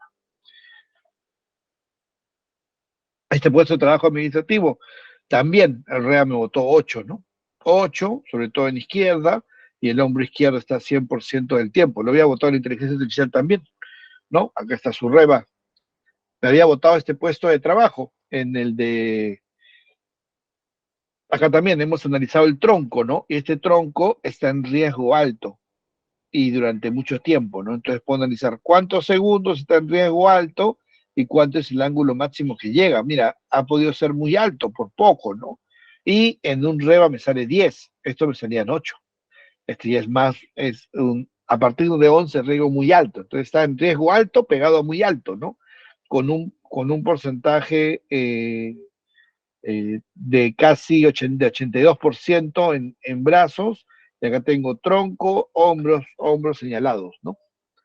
El operador de carretillas, ahí sí no puedo utilizar la inteligencia artificial, porque la inteligencia artificial me ayuda para manipulación manual de cargas y me ayuda para posturas forzadas, pero no me ayuda para todavía empuje y tracción de cargas. Entonces, en empuje y tracción de cargas, ¿qué tengo que hacer? Tengo que hacer todavía mis tablas de Nockis y Bielo, ahí tengo que ir con un aparatito que se llama dinamómetro para calcular la fuerza en newtons que yo tengo que hacer jalando ese artefacto o empujando. Y de acuerdo, sacar los índices y ver si el nivel de riesgo es alto o no. Acá es alto. En la enfermera también, su REBA sale 9, su cuello, miren que está todo el tiempo en un riesgo alto, excepto un segundo, pero está en un ángulo mayor a 40 grados, ¿no? También es bastante higiene postural en este caso para mejorar. Acá tengo algunos puestos nuevos, ¿no? Mira, este Javero carga 26.5, entonces el riesgo de exposición es alto, tiene posturas forzadas en hombro izquierdo, en cuello, en tronco, ¿de acuerdo? Pero miren, el tronco tiene un 5% de riesgo muy alto, ¿de acuerdo?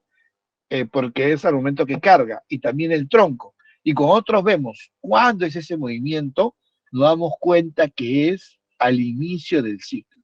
Solo dura 2 segundos. Acá lo podemos mejorar diciéndole una buena manera de cargar el peso. El hombro derecho y el hombro izquierdo, ¿no? Puedo separar cada segmento, puedo conocer. El REBA de postura me sale 12, me sale un riesgo muy alto en lo que es tronco y en lo que es cuello, ¿no? Y la inteligencia artificial también me hace el NIOSH. Tengo que agregar cuánto vale el peso, cuánto es, si hay ángulo de asimetría o no, cuánto es la distancia horizontal, lo ideal es que esté lo más pegado al cuerpo, cuánto es la distancia vertical, es decir, de las manos a agarrar el objeto, ¿no? Cuánto es esa distancia vertical y cuánto es el desplazamiento de la distancia vertical 1 a la 2. Una es con las manos en reposo, agarro el objeto, otra es ya con el objeto donde lo pongo, y esa diferencia se llama desplazamiento vertical, se pone la masa, se ve la masa o el peso de la carga. En este caso, las jabas pesan 26.25 kilos con el producto, el agarre si es bueno o malo, la frecuencia, cuánto se hacen al día, la duración de la tarea es de 2 a 8 horas, y te pone algunos factores de frecuencia y agarre y te dice que es un alto riesgo. Entonces también ya puedo hacer NIOSH con la inteligencia artificial, la ecuación de NIOSH, ¿no? Ahí hay que conocer los factores de riesgo que existen en lo que es la manipulación manual de cargas. Entonces, de esta manera nos ayuda a poder hacer los monitoreos, a hallar los factores de riesgo y de esta manera a dar soluciones. Entonces acá, por ejemplo, este puesto de trabajo javero, peligros ergonómicos, movimiento repetitivo de extremidad superior, no, postura forzada, sí, manipulación de carga, sí, transporte de carga, sí, empuje y arrastre de cargas, no. El monitoreo ergonómico, postura forzada, riesgo alto con REBA 12, manipulación de cargas, riesgo alto NIOSH, índice de levantamiento 2.23. Entonces tengo riesgos altos. Algunas recomendaciones. Hay que evitar cargar la java con el hombro, izquierdo o derecho, y cargar con los miembros superiores. ¿Por qué cargas la java así? Carga la java adelante, ¿no? Tuyo, para que cargues con el peso de ambos brazos. Al momento de cargar así, vas a tener, por agarrar la carga, una postura forzada de hombro, porque el codo está a la misma altura durante todo el trayecto, ¿no? Después, disminuir el peso de la carga, 5 jabas, porque si pones 7 ya no ves, ya que el peso sale menos, y aparte disminuces el peso. Lo ideal es que salga menos de 20 kilos. Hay que hacer acondicionamiento muscular con esas personas, no pausas activas, sino acondicionamiento muscular, ¿no? Calentamiento, calistenia, antes de iniciar la jornada laboral, principalmente en el miembro superior, hombro, codo, muñeca y manos y en el tronco. Y hay que iniciar a los colaboradores en higiene postural. Acá, por ejemplo, tengo el recolector de arándano, ¿no? Este recolector de arándano también tiene algunas posturas forzadas, tiene que jalar el arándano y tiene que tener varios, ¿no? Entonces vemos que hay riesgo en cuello muy alto, riesgo en hombro izquierdo y hombro derecho muy alto. Pero acá lo que es el recolector de arándanos, más que postura forzada, me preocupa más el movimiento repetitivo. Entonces veo sus ángulos que tienen, veo su reba que sale 11 y es un riesgo alto, ¿no? Y acá sí hago un monitoreo OCRA. Entonces en un monitoreo OCRA, primero para ver el monitoreo OCRA, voy a avanzar un poquito, simplemente. Listo. Un monitoreo OCRA tiene estos factores de riesgo: frecuencia, fuerza, postura, temas complementarios, multiplicador de recuperación y multiplicador de duración. Eso me da un valor. Y si ese valor es mayor a 22.5, me da un riesgo alto. Entonces, hago mi OCRA. En el diplomado entregamos estos tablas, ¿no? Para poder hacer el OCRA. Entonces, yo veo acá, por ejemplo, cuánto es mi tiempo, duración del tiempo.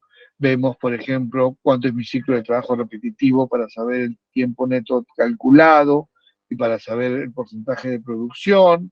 Vemos, por ejemplo, cuál es la frecuencia de la actividad. Vemos también si hay posturas forzadas, ¿no? Todos los factores de riesgo que hemos visto. Veo también si hay fuerza, veo también si hay factores complementarios y al final este recolector de arándanos nos sale 33.92. A partir de 22.5 es riesgo alto, por lo tanto existe riesgo alto en el recolector de arándanos.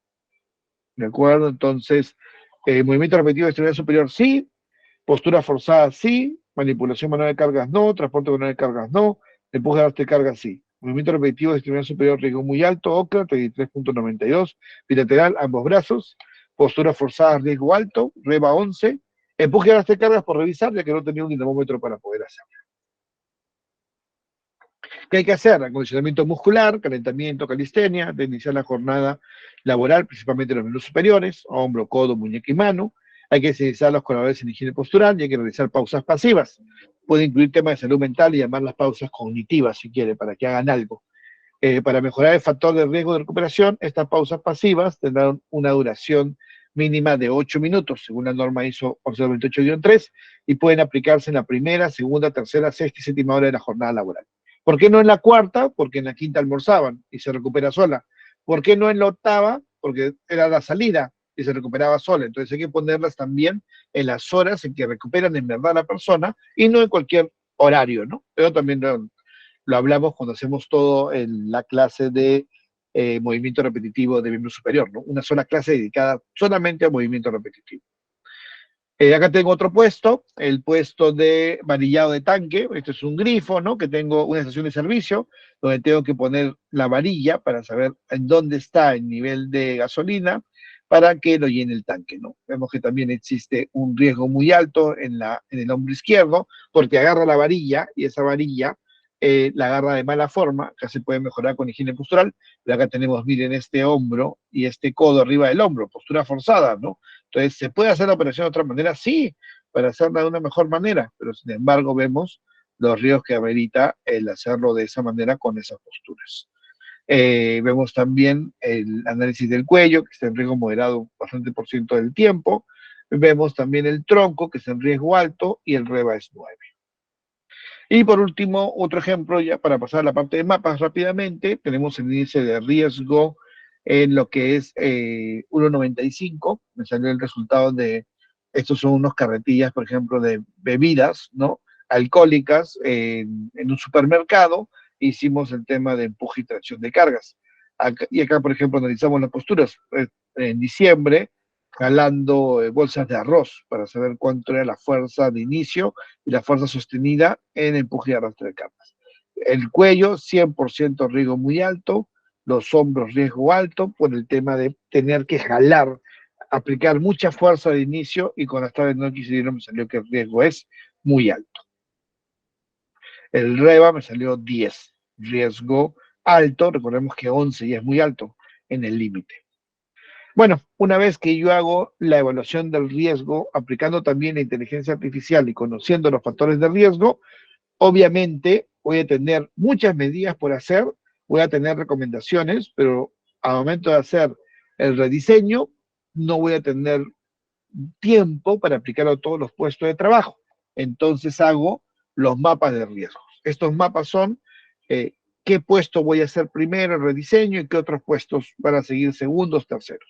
Entonces, por ejemplo, en un OCRA hemos visto cómo se hace, viendo que los factores de riesgo son frecuencia, fuerza, postura, temas complementarios, recuperación y duración. Vemos, por ejemplo, en un puesto de trabajo de envasado de bolsas de leche, ¿no? Vemos que hay 5 puestos de trabajo: codificador, malveteador, embolsador, pistola y encajado. Vemos que la duración es larga, 1,5, trabajan 12 horas, la recuperación 1,7 porque casi no hay pausas, por eso sale 6. Frecuencia, vemos que algunas tareas son con más frecuencia que otras. Fuerza no hay, esa es la extremidad, ya que siempre que se hace OCRA, como por ejemplo el tema de la regulación de órganos fue bilateral, siempre que se hace OCRA puede ser derecho o izquierdo. Y acá están las posturas forzadas en hombro, en codo, en muñeca o en mano. De estereotipo, el total de postura cuánto sale, si hay temas complementarios que no existen y el valor de OCRA. Y acá nos sale, por ejemplo, que el puesto más alto es el del malveteador. Entonces yo hago mi mapa y tengo que empezar por este malveteador, ¿no? Luego sigue el encajado, luego sigue el pistola y así voy haciendo mi orden para poder establecer cuáles son los puestos críticos. Y luego hago el control analítico, el control del riesgo. Y acá también preguntamos en el estudio. He elaborado un plan de acción a los hallazgos de los monitoreos económicos ejecutados y vemos que sí, el 56% y no el 44%. ¿Qué actividades han hecho? Lamentablemente, las actividades que han hecho han sido más de sensibilización y capacitación, 79%, que es según la jerarquía de controles, es una medida administrativa. Programa de pagos activa, gimnasia laboral, otra medida administrativa colectiva, ¿de acuerdo? Evaluación musculoesquelética por especialista del EMO, bueno, algo más interesante, pero igual, colectiva. Programa de rediseño del puesto de trabajo, recién una medida de ingeniería tiene solamente el 18% de los puestos. ¿De acuerdo? O sea, solo ese 56, y de ese 56, solo el 18 hace rediseño. Entonces, hay que mejorar las medidas de control y soluciones en los puestos en base a controles administrativos y colectivos para todos los puestos de trabajo, ya que no se usa la jerarquía de controles. Recuerda que la jerarquía de controles es la eliminación, quitar el peligro, la sustitución, usar productos más seguros en lugar de otros más peligrosos. Los controles de ingeniería, usar diseños que son mejores y más seguros. Los controles administrativos, capacitar a los trabajadores o cambiar el procedimiento para hacer un trabajo. Y el EPP, el equipo de protección personal, por ejemplo, guantes y mascarillas. Más efectivos, eliminación, sustitución, controles de ingeniería. Menos efectivos, administrativos y equipos de protección personal. Preguntamos si cuenta con un programa de economía. Nos dicen que sí, un 61%, pero vemos de que no existe un enfoque integrado y comprometido en todos los niveles de la organización. Todo el mundo ve la ergonomía que es una actividad del PAS, una actividad del Programa Anual de Seguridad y Salud del Trabajo. La ergonomía es un proceso de gestión de mejora continua, es parte del PHBA y no es un programa o una actividad del PAS o del Programa Anual de Seguridad y Salud del Trabajo. Un programa de ergonomía no se hace en un año y cada año tengo que monitorear. Un programa de ergonomía dura 3, 4 años y se hace a los puestos más críticos y se va avanzando en ese programa. Por ejemplo, en temas administrativos, ¿no? Hay posturas relajadas, muchas posturas, la que una puede quedar sin apoyo, forzada en flexión, falta de apoyo lumbar, falta inadecuado de glúteos, pies sin apoyo y rodillas dobladas, muñecas anguladas, cuello doblado y rotado, alejado de la pantalla, y esto puede causar daño y dolor severo en estructura musculoesquelética. Nosotros hemos hecho un paper, un trabajo de investigación en base subjetivo, en base a cuestionarios, ¿no? Que hemos visto. Hemos encontrado, por ejemplo, que el 43% de la población está sentado más de 2 horas, sedestación prolongada. Esto puede causar más molestia en cuello, esto puede causar más molestia en zona lumbar. En algunos indicadores, unas dislipidemias que tienen las personas como diabetes, hipertensión, eh, eh, ponerlas más críticas. Y vemos que estas personas tienen 97% de molestias musculoesqueléticas. Este estudio viene a reforzar un paper de la EUOSHA, que lo puede encontrar en este link, ¿no? Sobre justamente sedestación prolongada. Ahora, vemos que hay un 21% de personas que no almuerzan. Ahí aumenta la dosis de exposición, por lo tanto la dosis es 8 horas. Hay más probabilidad de molestia musculoesquelética. Y vemos de que hay molestias en cuello, hay molestias en zona lumbar, vemos de que casi llegan a 20% las de más de 30 días y siempre casi 11% y 9%.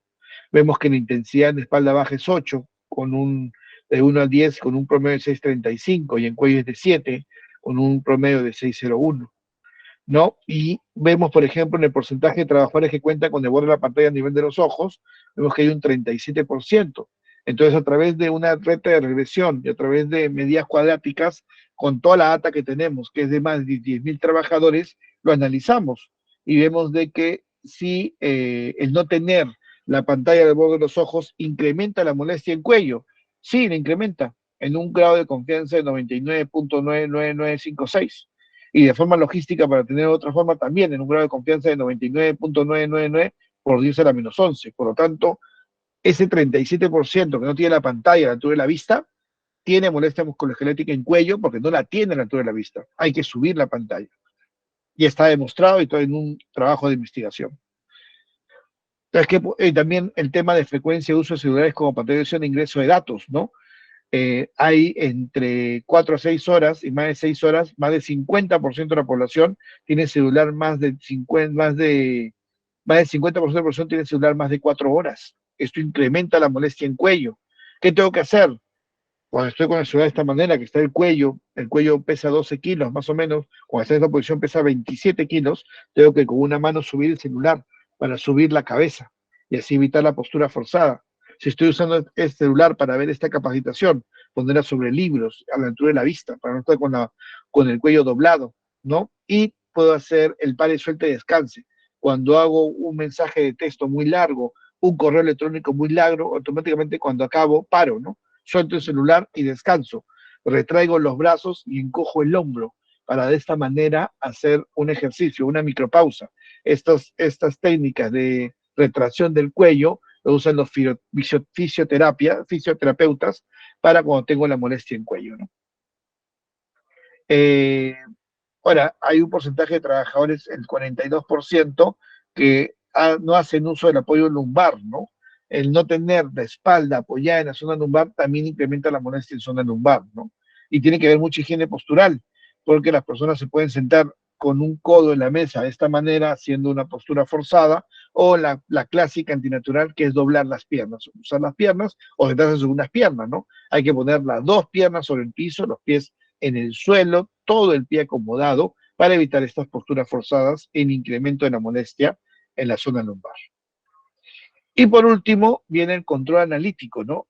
Luego del control del riesgo, por ejemplo, vimos algunas medidas en lo que es trabajo administrativo, por último viene el seguimiento y control del riesgo, ¿no?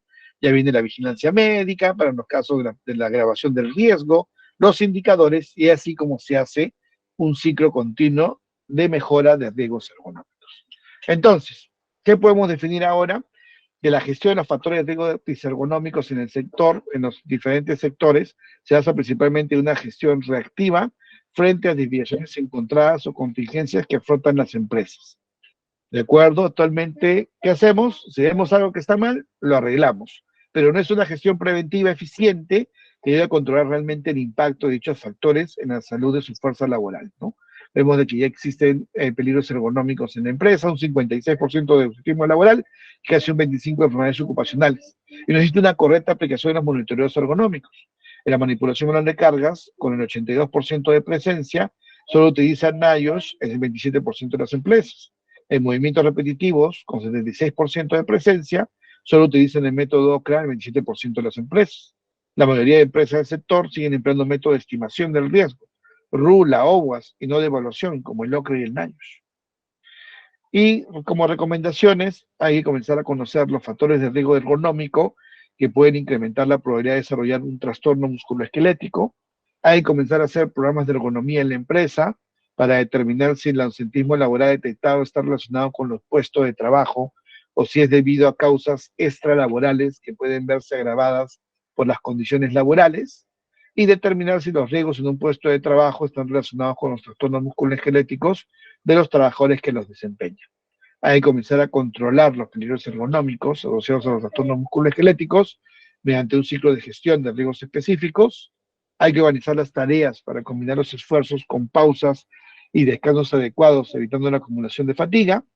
Hay que hacer un plan estratégico de control de riesgos, identificando las áreas críticas que generen problemas, enfermedades y otros trastornos musculoesqueléticos, y hay que determinar su prioridad de intervención. Hay que hacer los mapas, ¿no? Y por último, hay que decirle a los trabajadores que adopten buenos hábitos para conocer sus riesgos. Recuerden, como decía Grangen, la ergonomía debe adaptar el entorno a las necesidades físicas del hombre, ¿no? Eso es lo que busca la ergonomía. Hemos visto hoy día un pedacito de la ergonomía física biomecánica, que buscamos la adaptación del hombre al puesto de trabajo, ¿no? Del trabajo al hombre, y por lo tanto lo que queremos es, mucho nos ayuda las nuevas tecnologías como la inteligencia artificial a reducir el tiempo de monitoreo ergonómico y que el ergónomo se fije más en las soluciones, ¿no?